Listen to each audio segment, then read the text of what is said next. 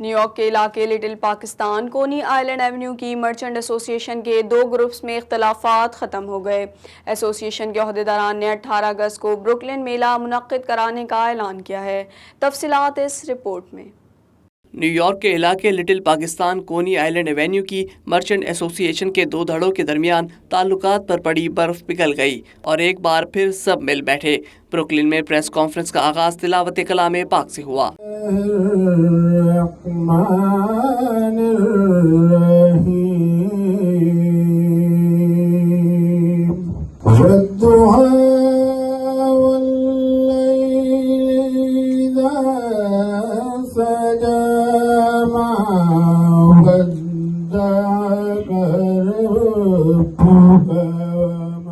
تلاوت کلام پاک کے بعد بارگاہ رسالت میں گلہائے عقیدت بھی پیش کیا گیا۔ لیکن آقا کا منصب جدا ہے، وہ امام صف انبیاء ہے، ان کا رتبہ بڑوں سے بڑا ہے۔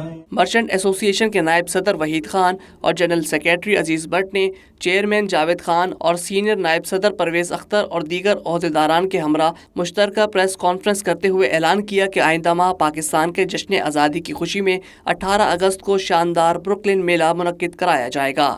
تو یہ تو آج ہم نے ایک سنا تھا کہ میٹنگ ہو رہی ہے جی کہ سب بیٹھیں گے، تو میلے کے عہدیدار جن کو شوق ہے مارکیٹ میں سے یا باہر میں سے آئے، وہ اپنی اسٹور والے ان کو جو ہے صحیح حاضر ہے کہ اپنا زبردست میلہ کرائیں، وہی پرانی باتوں کو چھوڑیں کہ وہ ایسا ہو گیا ویسا ہو گیا، یہ سارا کر دیا۔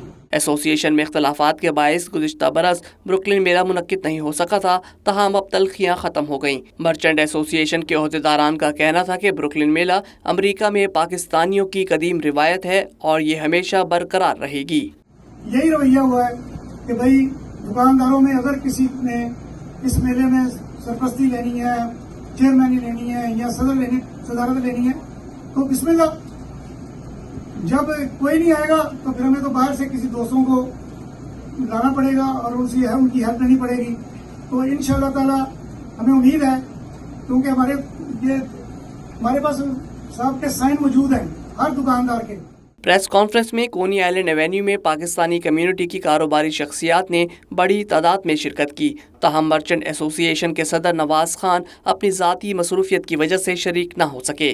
انہوں نے صحافیوں سے ٹیلی فونک گفتگو میں تصدیق کی کہ ان کا اب کسی سے کوئی اختلاف نہیں، سب ایک اور متحد ہیں۔ اس سال مل کر شاندار بروکلن میلہ کرائیں گے اور کمیونٹی کو بہترین تفریح فراہم کریں گے۔